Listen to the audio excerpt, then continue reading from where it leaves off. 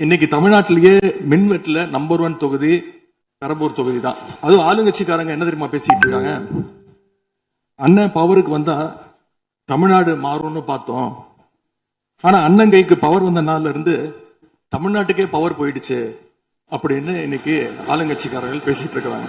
அவர்கள் மின்வெட்டை குறித்து சொன்னதற்கு மாண்புமிகு புரட்சி தலைவி அம்மா அவர்கள் இதே மாமன்றத்தில் சொன்ன ஒரு வரியை சுட்டிக்காட்ட ஆசைப்படுகிறேன். இந்த மாமன்றத்திலே தமிழ்நாட்டிற்கு மின்சார தடையை அறிமுகம் செய்த திமுக அதற்கு மின்சார தடையை பற்றி பேசுகிறது என்று அவர் கேட்டார். கலைஞர் வண்ண தொலைக்காட்சி கொடுத்தார்கள், அந்த நாட்களை பார்க்க முடியாது.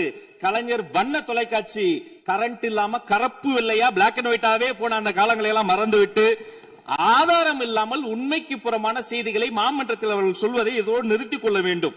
நேரலையை குறித்து கேட்டார்கள். எனக்கு ஆச்சரியமாக இருக்கிறது. 3 ஆண்டு காலமாக ஒரு தொழில்நுட்ப கோளாறாக அன்றைய சபாநாயகர் நேரலையை இருட்டடிப்பு செய்து விட்டார்.